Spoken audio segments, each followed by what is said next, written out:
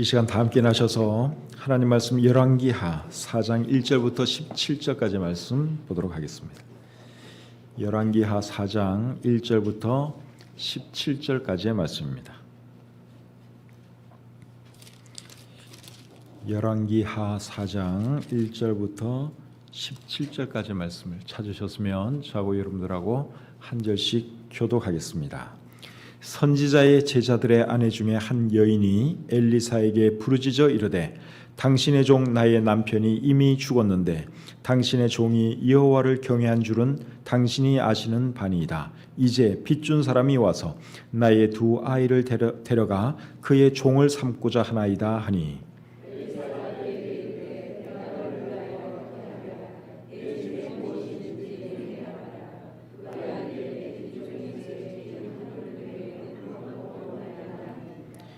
이르되 너는 밖에 나가서 모든 이웃에게 그릇을 빌리라. 빈 그릇을 빌리되 조금 빌리지 말고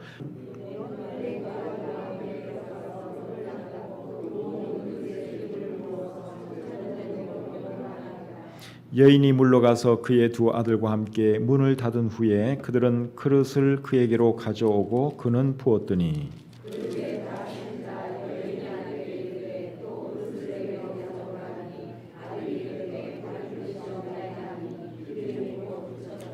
그 여인이 하나님의 사람에게 나아가서 말하니 그가 이르되 너는 가서 기름을 팔아 빚을 갚고 남은 것으로 너와 내 두 아들이 생활하라 하였더라.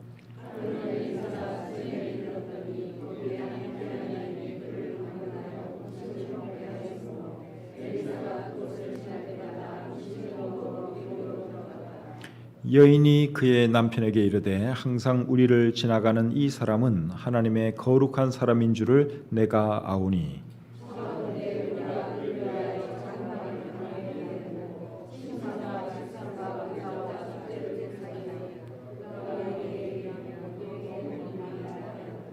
하루는 엘리사가 거기에 이르러 그 방에 들어가 누웠더니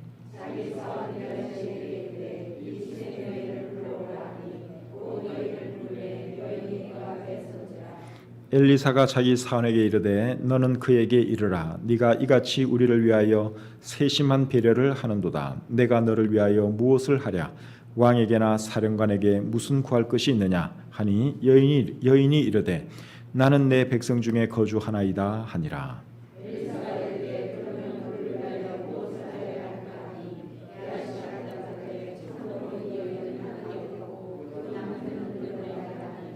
이르되 다시 부르라 하여 부르매 여인이 문에 서니라.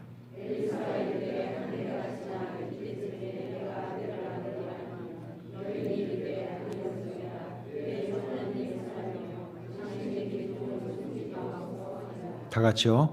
여인이 과연 잉태하여 한 해가 지나 이때쯤에 엘리사가 여인에게 말한 대로 아들을 낳았더라. 아멘. 하나님 아버지, 오늘도 저에게 귀한 예배의 자리를 허락해 주시고 또 사랑하는 분들과 함께 주님을 예배하시도록 해주신 것 참 감사합니다. 이 땅에서의 삶은 더덥고 허무하지만 우리에게는 영원한 천국이 있음을 인하여 감사합니다. 비록 이 땅에서 살아도 우리가 장차 영원히 살게 될 그 천국을 사모하면서 살아가시도록 도와주시고 이 땅을 살아갈 때 나그네와 같은 마음으로 살아갈 수 있는 저희들 모두가 되게 해 주시옵소서. 또 수예배를 저에게 허락해 주시고 또 하나님을 예배하시도록 해주신 것 참 감사합니다. 찬양을 통해서 하나님 영광 받으신 것으로 인하여 감사합니다. 우리가 드린 기도 하나님 들으신 줄 믿습니다. 이제 이 시간 또 하나님 말씀을 우리가 나눌 때에 이 말씀이 또 하나님의 말씀으로 우리의 마음에 와닿게 도와주시고 또 우리의 삶이 이 말씀으로 새로워질 수 있도록 축복해 주시옵소서. 우리와 함께하고 싶지만 건강이 좋지 못해서 함께하지 못하는 분들 불쌍히 여겨주시고 하루속히 일으켜 주셔서 또 우리와 함께 예배 드리시도록 도와주시옵소서. 믿음이 나태해서 또 예배 생활을 게을리하는 분들도 있습니다. 믿음 더하여 주셔서 또 예배 생활도 잘할 수 있도록 하나님 도와주시옵소서. 모든 시종을 주님께 의탁하오며 예수님의 이름으로 기도드립니다. 아멘. 자리에 앉겠습니다. 오늘 읽은 이 본문 말씀은 하나님께서 엘리사 선지자를 통해 두 여인에게 은혜를 베푸신 내용입니다. 두 여인의 공통점은 두 여인 다 하나님을 잘 섬기는 여인이라는 것이고, 두 여인의 차이점이라면 한 여인은 가난하고 한 여인은 부유합니다. 이 두 여인에게 하나님께서 어떤 은혜를 베풀어 주셨는지 함께 살펴보면서 우리에게 주시는 교훈을 생각해 보기 원합니다. 자, 1절 말씀을 우리 다시 한번 같이 읽어보겠습니다. 1절 시작. 선지자의 제자들의 아내 중에 한 여인이 엘리사에게 부르짖어 이르되 당신의 종 나의 남편이 이미 죽었는데 당신의 종이 여호와를 경외한 줄은 당신이 아시는 바니이다. 이제 빚준 사람이 와서 나의 두 아이를 데려가 그의 종을 삼고자 하나이다 하니. 이 말씀을 잘 보시면 참 딱한 여인이 등장하죠. 이 여자의 남편은 선지자의 제자입니다. 그러니까 오늘날 표현으로 하면 신학생이라고 할 수 있겠죠. 사역을 위해서 준비하는 그런 사람이었습니다. 근데 이 여자의 남편이 무슨 일인지 그만 죽고 말았어요. 그런데 빚을 많이 남겨두고 죽었습니다. 그러다 보니까 빚을 준 사람이 이제 이 홀로 된 여인을 찾아와서 두 아들을 데려가서 종으로 삼겠다는 것입니다. 이게 보통 심각한 상황이 아니죠. 남편 잃은 것도 참 슬픈 일인데 이제 아들 둘까지도 빼앗기게 생겼습니다. 그래서 이 여자가 어떻게 하는가 하면 바라볼 분은 하나님밖에 안 계시잖아요. 그래서 하나님의 선지자 엘리사를 찾아가서 이제 도와달라고 호소를 하게 되지요. 자, 2절 말씀 또 같이 읽겠습니다. 시작. 엘리사가 그에게 이르되 내가 너를 위하여 어떻게 하랴? 네 집에 무엇이 있는지 내게 말하라. 그가 이르되 계집종의 집에 기름 한 그릇 외에는 아무것도 없나이다 하니. 이 엘리사가 이 여인의 사정을 알고서는 이제 어떻게 해서라도 도와주려고 하지요. 그래서 그 여인의 집에 무엇이 있는지 물어봅니다. 물었더니 기름 한 그릇이 있다고 이 여자가 대답을 해 주었습니다. 그러니까 엘리사 선지자가 뭐라고 대답을 하는지 3절 4절 또 같이 읽어보겠습니다. 3절 4절 시작. 이르되 너는 밖에 나가서 모든 이웃에게 그릇을 빌리라. 빈 그릇을 빌리되 조금 빌리지 말고 너는 내 두 아들과 함께 들어가서 문을 닫고 그 모든 그릇에 기름을 부어서 차는 대로 옮겨 놓으라 하니라. 자, 엘리사 선지자가 이 여자에게 두 가지를 지시했습니다. 첫째는 그릇을 최대한 많이 빌리라 하는 지시를 했고, 두 번째는 그릇을 빌렸으면 집으로 돌아가서 문을 걸어 잠그고, 그리고 빌려온 모든 그릇에 가지고 있는 기름을 부으라고 지시했습니다. 그래서 이 여인과 그녀의 두 아들은 이제 선지자가 시킨 대로 이웃집을 돌아다니면서 그릇을 막 빌리기 시작했습니다. 그리고 어느 정도 이제 많이 빌렸다고 생각했을 때 집으로 돌아가서 또 선지자가 시킨 대로 문을 닫고, 다른 사람들이 못 보도록 문을 닫고, 그리고 자기가 가지고 있던 그 기름을 빌려온 그릇에 붓기 시작했습니다. 그랬더니 어떤 일이 일어났습니까? 기름이 끊이지 않고 계속 나오는 것입니다. 그리고 빌려온 모든 그릇에 다 차니까 그제서야 이제 기름이 멎었다고 오늘 이 본문이 우리에게 말씀해주고 있지요. 자, 5절 6절 같이 읽겠습니다. 시작. 여인이 물러가서 그의 두 아들과 함께 문을 닫은 후에 그들은 그릇을 그에게로 가져오고 그는 부었더니 그릇에 다 찬지라. 여인이 아들에게 이르되 또 그릇을 내게로 가져오라 하니 이들이 이르되 다른 그릇이 없나이다 하니 기름이 곧 그쳤더라. 놀라운 기적이 일어났죠. 그릇 한 통이 있었는데 그 한 통의 기름을 이제 빌려온 모든 그릇에 붓기 시작하는 거예요. 아무리 부어도 기름이 그치질 않습니다. 그런데 이제 마지막 그릇까지 딱 채우니까 그제서야 기름이 그쳤다고 우리 성경이 말씀하고 있습니다. 놀라운 기적이 일어난 것입니다. 이렇게 해서 남편을 먼저 보낸 이 가난한 여인은 이제 기름을 팔아서 빚도 갚고, 그리고 이제 생활도 하고, 두 아들도 종으로 보내지 않을 수 있게 되었습니다. 7절 말씀 같이 또 보겠습니다. 7절 시작.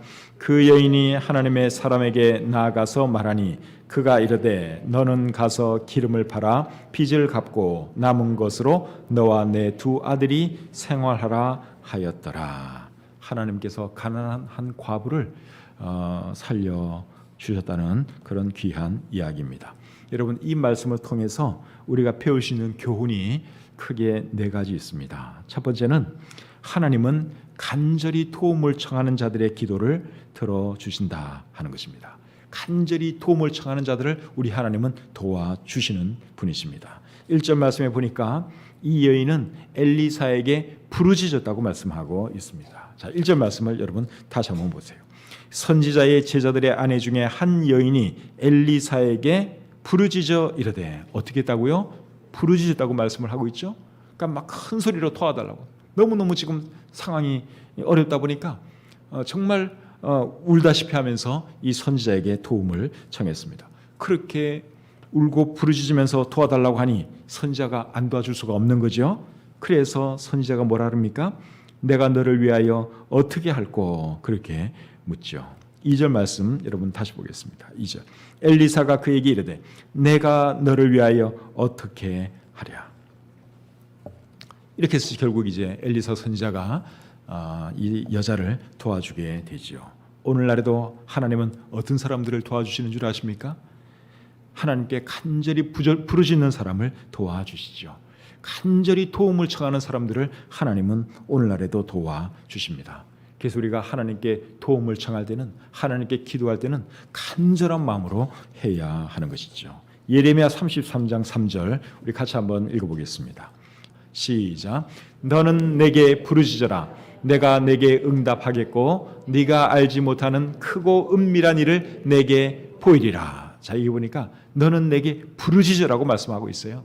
부르짖으면 네가 알지 못하는 크고 은밀한 일을 내게 보여주겠다. 하나님께서 그렇게 약속하고 계십니다. 그래서 여러분, 우리가 어떤 도움이 필요하면 정말 간절한 마음으로 하나님께 부르짖을 수 있기를 바랍니다. 그러면 하나님께서 도와주십니다. 누가복음 16장 18장 6절부터 8절까지 말씀 보겠습니다.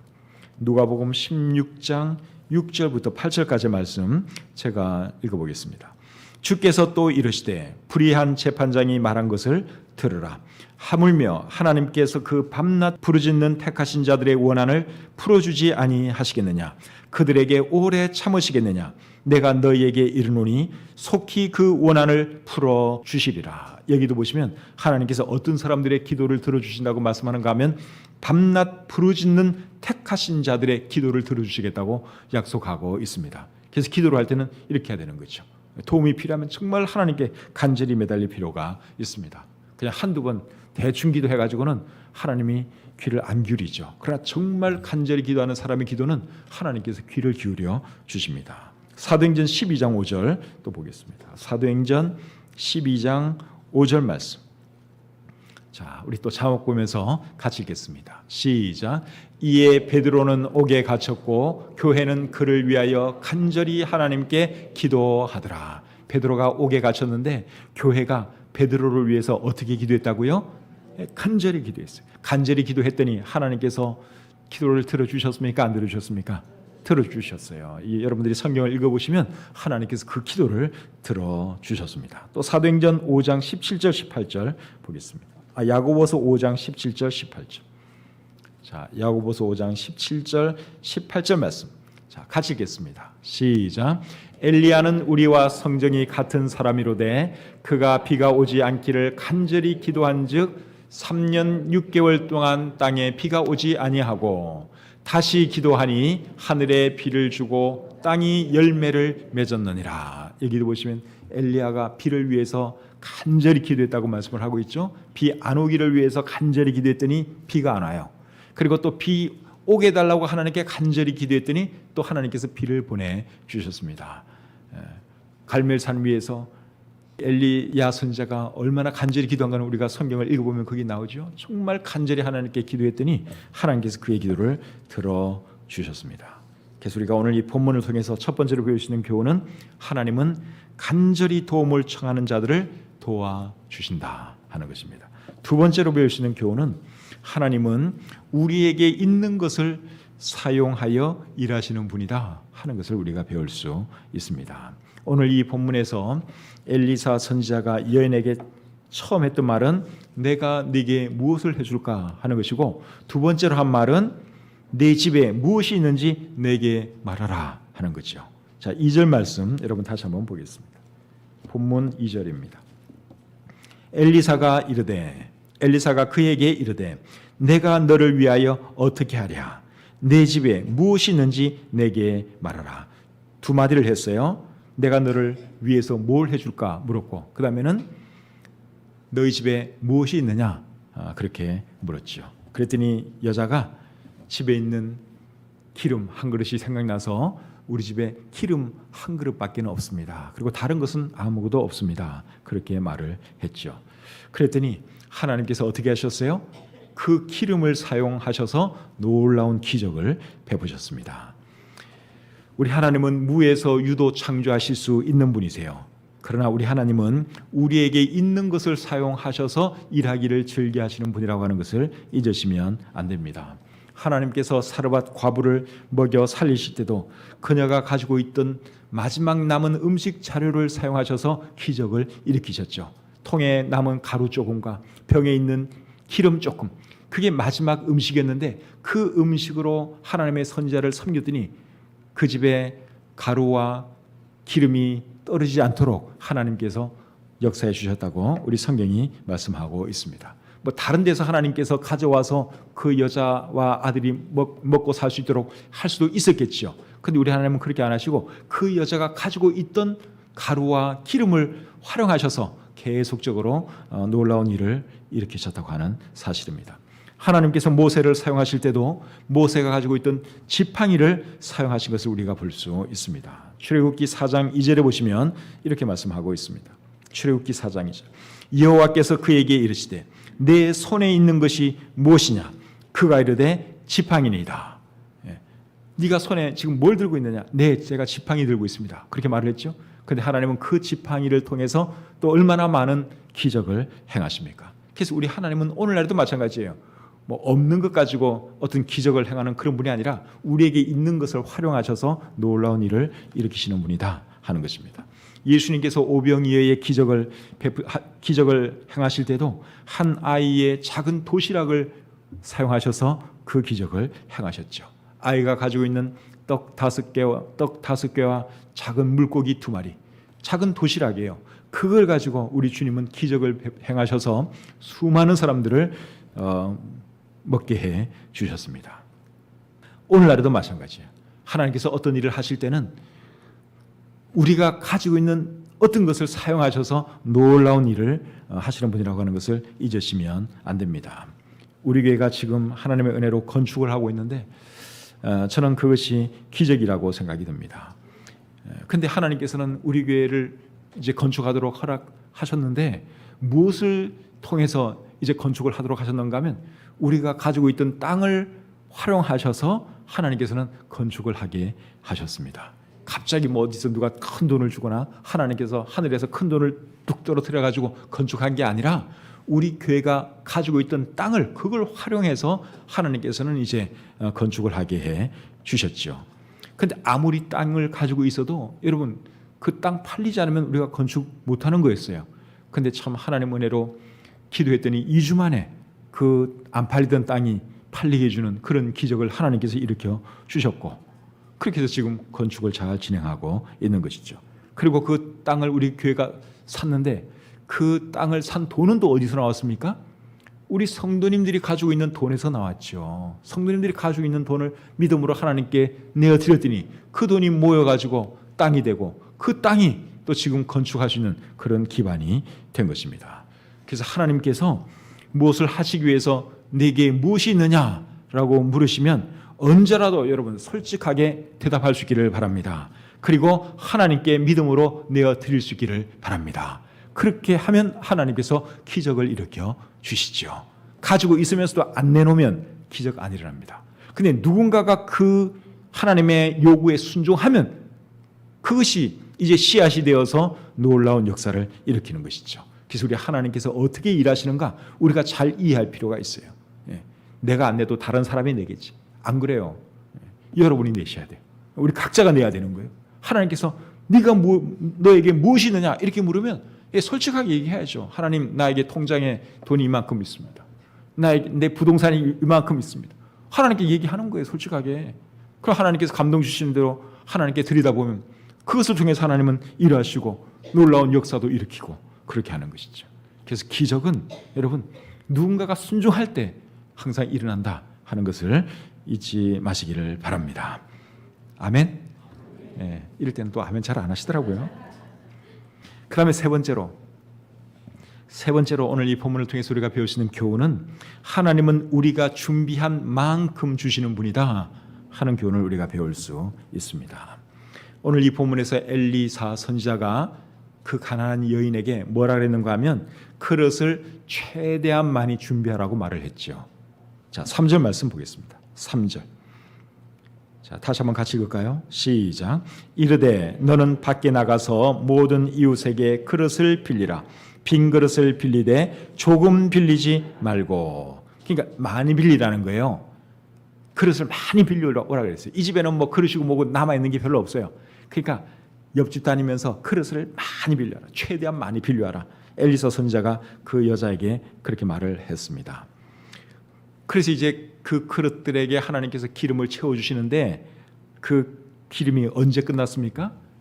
마지막 그릇까지 다 채워지니까 기름이 딱 멈추었죠. 6절 말씀 다시 보겠습니다. 6절. 그릇에 다 찬지라 여인이 아들에게 이르되 또 그릇을 내게로 가져오라 하니 아들이 이르되 다른 그릇이 없나이다 하니 기름이 곧 그쳤더라. 이 여자가 아주 재미를 봤어요. 기름이 계속 나오니까 재미를 본 거예요. 그래서 신났죠. 그래서 아들한테 얘야 그릇 빨리빨리 그릇 해라. 그렇게 하다가 이제 어느 순간 딱 마지막 그릇이 이제 되고 말았죠. 얼마나 아쉬웠을까요? 아휴, 이럴 줄 알았으면 좀 더 많이 빌려올 걸. 좀 더 큰 그릇 빌려올 걸. 틀림없이 그렇게 생각했을 거예요. 그런데 그때는 이미 때가 늦었죠. 하나님께서 우리에게 무엇을 주실 때도 우리가 준비한 만큼 주십니다. 우리가 많이 준비하면 우리에게 많이 주세요. 우리가 작게 준비하면 하나님도 그만큼만 딱 주십니다. 그래서 시편 81편 10절에서 뭐라 그러셨는가 하면 내 입을 크게 열라 내가 채우리라. 한번 따라하겠습니다. 내 입을 크게 열라 내가 채우리라. 입을 어떻게 열라고요? 크게 열라 그랬어요. 크게. 그러면 아무리 크게 벌려도 하나님이 그 입을 채워주시겠다고 말씀하고 있습니다.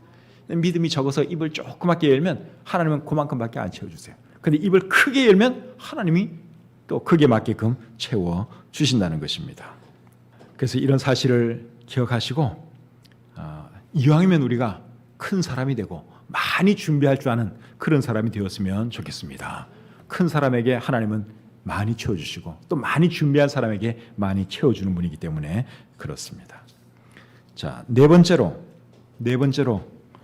본문을 통해서 배울 수 있는 교훈은 하나님은 사람들의 관심을 끌기 위해서 기적을 일으키는 분이 아니라 사람들의 필요를 채워주시기 위해서 기적을 일으키는 분이다 하는 것을 우리가 배울 수 있습니다. 오늘 이 본문에 보시면 엘리사 선지자가 그 여인에게 기름을 부을 때 문을 닫고 기름을 부으라고 말씀을 했죠. 자, 4절 말씀 다시 한번 보겠습니다. 4절. 너는 내 두 아들과 함께 들어가서 문을 닫고 그 모든 그릇에 기름을 부어서 차는 대로 옮겨 놓으라. 집으로 돌아가서 문을 닫고 다른 사람들 못 보도록 문을 닫고 그리고 이제 기름을 다른 그릇에 부어라. 그렇게 말씀을 했죠. 그렇게 말한 이유가 뭘까요? 그렇게 말한 이유는 하나님께서 행하실 기적이 사람들에게 알려지기를 우리 하나님은 원치 않으셨기 때문에 그렇게 하신 것입니다. 기적 자체가 사람들의 관심 끄는 것이 되는 것을 우리 하나님은 원치 않으셨기 때문에 이 일을 비밀리에 하기 원하셨던 것이죠. 우리 예수님도 신약성을 이렇게 읽어보시면 놀라운 기적을 베풀고 나서 사람들에게 아무에게도 가서 말하지 말라 그렇게 말한 것이 여러 번 나옵니다. 병자들 고쳐주고 나서 아무에게도 말하지 말라 그렇게 예수님께서 여러 번 이야기한 것이 우리 성경에 나옵니다. 여러분 왜 그런 줄 아십니까? 아니 기적을 행했으면 그거 알리면 얼마나 좋아요. 그럼 전도도 잘 될 것 같죠. 근데 왜 예수님은 알리지 말라고 말씀하셨는가 하면 예수님께서 오신 목적이 전도지 기적 행하는 것이 아니었기 때문에 그렇습니다. 근데 예수님께서 자꾸만 기적 행하시고 또 기적 행하는 사람으로 알려지면 어떻게 되겠어요? 사람들이 예수님 행하는 기적에만 관심이 가지 예수님께서 전하시는 그 복음에는 관심이 없어져요. 그래서 기적 같은 거는 어디 가서 말하지 말라고 예수님이 자꾸만 주의를 주는 거예요. 목적이 예수님께서 오신 목적이 병 고쳐주고 뭐 기적 행하는 그게 목적이 아니라 복음 전하는 게 목적이기 때문에 그래서 기적을 행하고 나서는 다른 데 가서 말하지 말라. 우리 주님이 그렇게 여러 번 말씀하신 것입니다. 오늘날에 어떤 사람들은 병 고치는 것으로 사람들을 끌려는 사람들이 있습니다.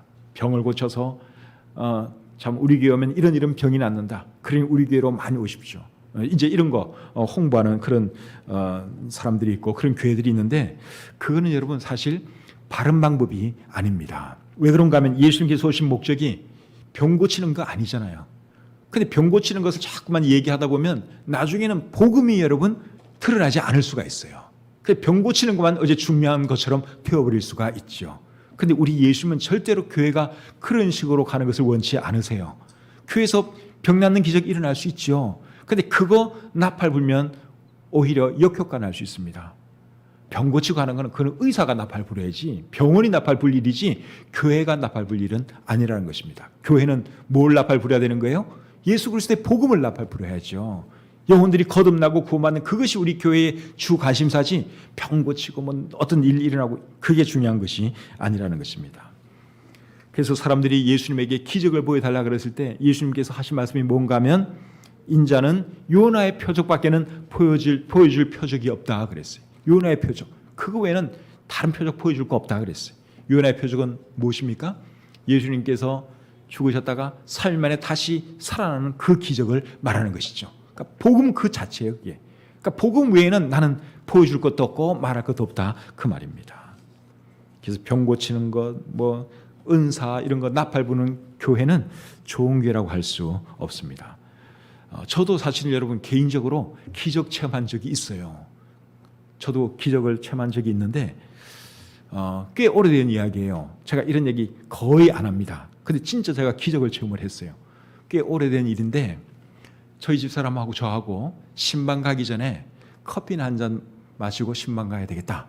그렇게 생각을 해서 이제 그 그릇에 물을 올려놓고 불을 켰어요. 근데 저희 집사람하고 저하고 깜빡하고서 그냥 가버렸어요. 신방을 갔어요. 이제 몇 시간 뒤에 와보니까 계속 물은 다 쫄아서 없어졌고 불은 계속 켜져 있더라고요. 근데 참 희한한 것이 그 그릇이 그게 하얀 사기계통의 그릇인데요. 거름도 하나 안 나더라고요. 물이 말랐을 시간은 벌써 지났는데 신기하게도 그 그릇에 거름도 하나 안 생기고 불도 물론 안 나고 그런 기적을 저희가 체험했습니다. 그래서 하도 신기해가지고 이거 혹시 이거 우연 아닐까? 그런 생각을 했어요. 그런데 또 좀 지나가지고 똑같은 그 그릇에 우리 부부가 또 똑같은 실수를 했어요. 그때는 우리 둘 다 집에 있었어요. 근데 그때는 그릇이 새까맣게 걸렸더라고요. 와, 그래서 옛날에 그 일이 딱 생각나면서 하나님께서 참 우리 집에 불 안 나도록 그렇게 지켜주셨구나 하는 생각을 했습니다. 그러니까 그게 우연이 아니라 하나님께서 저희 부부에게 정말 기적을 일으켜 주신 것이죠. 또 어느 주일날 아침에는 제가 새벽에 눈을 떴는데 목이 잠겨가지고 말이 안 나오는 거예요. 근데 이제 몇 시간 뒤면은 일어나서 설교하러 교회로 가야 돼요. 근데 목이 잠겨가지고 말이 안 나오는 거예요. 말을 하려고 하니까 뭐 이 정도로 진짜 말이 안 나오는 거예요.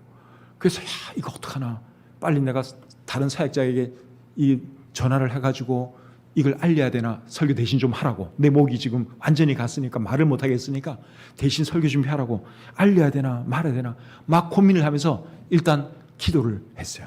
하나님께 간절히 기도하고 또 다시 잠자리에 들었어요.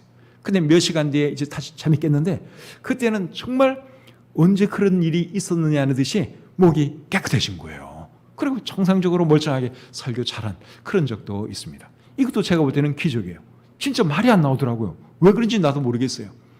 뭐 긴장을 해서 그러는지 감기 기운이 있어서 그랬는지 그 이유는 지금도 모르겠는데 진짜 말 한마디 못하는 그런 상태였는데 하나님께 간절히 기도하고 조금 잤더니 정말 전혀 아무 일 없었다는 듯이 깨끗하게 참 목소리를 하나님께서 회복시켜 주셔서 설교를 한 그런 적도 있습니다.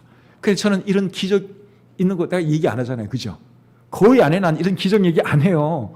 왜 그런가 하면 이런 기적 얘기 자꾸 하면 사람들이 우리 하나님은 어떤 요술사 같이 그런 분으로만 인식할까 봐 이런 얘기 제가 안 하는 거예요.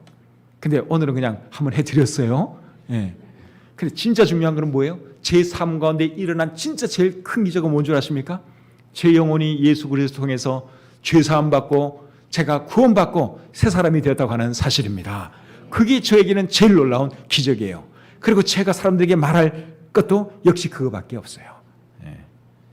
그래서 우리 하나님은 오늘날에도 하시고자 하면 얼마든지 기적을 베푸실 수 있지만 기적을 베푸실 때는 절대로 사람들의 관심 끌기 위해서 우리 하나님은 기적을 행하는 분이 아니라 사람들의 필요를 채워주기 위해서 하나님은 때로 기적을 행하신다 하는 것을 우리가 알아야 하겠습니다. 자, 이제 본문 8절로 가겠습니다. 8절입니다. 자, 같이 읽죠. 시작. 하루는 엘리사가 수넴에 이르렀더니 거기에 한 귀한 여인이 그를 간권하여 음식을 먹게 하였으므로 엘리사가 그곳을 지날 때마다 음식을 먹으러 그리러 들어갔더라. 자, 이번에는 이제 또 다른 한 여인에 대해서 여기 말씀을 하고 있는데 이 여자는 수넴 여인입니다. 수넴은 지명 이름이죠. 수넴 여인이에요. 우리도 어떤 부인을 지칭할 때 뭐 안성댁, 진주댁, 부산댁 이런 말 하는 것처럼 이 여자는 수넴 여인이에요. 그런데 이 여인에 대해서 오늘 이 본문에 보니까 귀한 여인이라고 소개를 하고 있습니다. 귀한 여인. 귀한 여인이라는 말은 이 원래 그 의미가 물질적으로도 부유하고 사회적으로도 알아주는 여인이다 그 말이에요. 그러니까 재산도 많고 그리고 돈만 많은 것이 아니라 사회적으로도 상당히 이렇게 알아주는 그런 여인이에요. 그래서 오늘 본문에서는 그것을 그냥 간단하게 귀한 여인이다. 수넴에 살고 있는 한 귀한 여인이라고 이렇게 소개를 하고 있습니다. 그런데 이 여자는 하나님께 대한 믿음도 있었고 하나님의 사람도 잘 섬길 줄 아는 그런 여자였습니다. 그래서 엘리사 선지자가 그 동네로 지나가면 꼭 초대를 해서 식사 대접을 하고 그렇게 하던 여자였습니다. 자, 9절 10절 또 보겠습니다. 여인이 그의 남편에게 이르되 항상 우리를 지나가는 이 사람은 하나님의 거룩한 사람인 줄을 내가 아노니 청하건대 우리가 그를 위하여 작은 방을 담 위에 만들고 침상과 책상과 의자와 촛대를 두사이다. 그가 우리에게 이르면 거기에 머물리이다 하였더라. 이 여자가 얼마나 엘리사 선지자를 잘 섬겼는가 하면 지나갈 때마다 밥만 대접한 것이 아니라 아예 방을 하나 만들어 가지고 선지자에게 내줬어요. 그래서 언제든지 와서 쉬고 갈 수 있도록 그리고 이제 식사도 대접하고 그런 일을 한 것이죠. 그러니까 엘리사 선지자가 이 여자가 얼마나 고마웠겠어요. 올 때마다 식사 대접해 주죠. 그리고 참 방까지 하나 만들어줘서 언제든지 참 편히 쉴 수 있도록 그렇게 해줬으니까 정말 고맙겠지요. 그래서 이 엘리사 선지자가 어떻게 하면 내가 이 여자에게 은혜를 좀 갚을 수 있을까 그 생각을 합니다. 11절부터 13절 보겠습니다. 하루는 엘리사가 거기에 이르러 그 방에 들어가 누웠더니 자기 사환 게하시에게 이르되 이 수넴 여인을 불러오라 하니 곧 여인을 부르매 여인이 그 앞에 선지라. 엘리사가 자기 사환에게 이르되 너는 그에게 이르라. 네가 이같이 우리를 위하여 세심한 배려를 하는도다. 내가 너를 위하여 무엇을 하랴. 왕에게나 사령관에게 무슨 구할 것이 있느냐 하니 여인이 이르되 나는 내 백성 중에 거주하나이다 하니라. 자, 엘리사 선지자가 이 여자에게 감사의 마음을 표하면서 내가 그대를 위하여 무엇을 해주면 좋겠습니까? 그렇게 묻죠. 그러면서 또 하는 말이 왕에게나 사령관에게 구할 것이 있으면 나에게 말하시오. 그럼 내가 그분들에게 말을 해서 당신이 원하는 것 내가 해드리겠습니다. 그렇게 말을 했습니다. 엘리사 선지자는 왕이나 뭐 사령관과도 친분이다 보니까 얼마든지 그 여자가 어떤 부탁만 하면 들어줄 수가 있는 그러한 위치였습니다. 근데 이 여자가 뭐라고 대답을 하는가 하면 나는 내 백성 중에 거주하나이다. 그렇게 대답을 합니다. 이게 무슨 말인가 하면 나는 내 백성과 어울려 살아가는데 어려움이 없습니다. 그러니 안 도와주셔도 괜찮습니다. 그 말이에요. 그런데도 엘리사 선지자는 너무 고마우니까 뭐라도 자꾸만 해주려고 합니다. 그러다가 이 여인에게 아이가 없는 것을 알게 되고 그리고 이 여자로 하여금 아이를 갖게 해 줍니다. 14절부터 16절 보겠습니다. 엘리사가 이르되 그러면 그를 위하여 무엇을 하여야 할까 하니 게하시가 대답하되 참으로 이 여인은 아들이 없고 그 남편은 늙었나이다 하니 이르되 다시 부르라 하여 부름에 여인이 문에 서니라. 엘리사가 이르되 한 해가 지나 이때쯤에 네가 아들을 안으리라 하니 여인이 이르되 아니로소이다. 내 주 하나님의 사람이여 당신의 계집종을 속이지 마옵소서 하니라. 자, 여기 보니까 이 엘리사 선지자가 여자에게 뭐라 그랬습니까? 내년 이맘때쯤 당신이 아이를 품에 안게 될 것입니다. 그렇게 말을 해줬습니다. 그랬더니 여자가 뭐라 그래요? 내 주 하나님의 사람이여 당신의 계집종을 속이지 마옵소서. 그렇게 말을 했습니다. 이 말은 무슨 말입니까? 선지자님 농담하지 마세요. 저에게 괜한 헛된 꿈 갖게 하지 마세요. 그 말이죠. 아브라함의 아내에게도 하나님의 사자가 내년 이맘때 네가 아들을 낳을 것이다. 그렇게 말을 했더니 사라가 어떤 반응을 보였죠? 비웃는 듯한 그런 반응을 보였는데 지금 이 여자도 비슷한 반응을 보이는 거예요. 자기는 나이도 많고 자기 남편도 나이 많고 이미 아기 낳는 거는 이미 포기한 부부예요. 그런데 괜히 선지자가 이 말을 함으로써 괜히 헛된 꿈을 꾸다가 그게 안 되면 얼마나 실망하겠어요. 그러니까 선지자님 그런 말씀하지 마십시오. 괜히 이 여종으로 하여금 들뜨게 만들지 마십시오. 이제 그렇게 이 여자가 말을 했지요. 그런데 1년이 지났을 때 이 여자에게 아기가 생겼습니까? 안 생겼습니까? 생겼어요. 자, 17절 우리 같이 읽어보겠습니다. 시작. 여인이 과연 잉태하여 한 해가 지나 이때쯤에 엘리사가 여인에게 말한 대로 아들을 낳았더라. 엘리사가 말한 대로 이루어졌어요. 하나님께서 이 여인에게 큰 선물을 준 것입니다. 자식 없는 이 부부가 여러분 얼마나 쓸쓸했겠어요. 돈도 많고 사회적인 지위도 있는데 자식이 없어서 늘 쓸쓸해하던 그런 부부였는데 하나님께서 이 믿음 좋은 부부에게 아들을 선물로 주신 것이죠.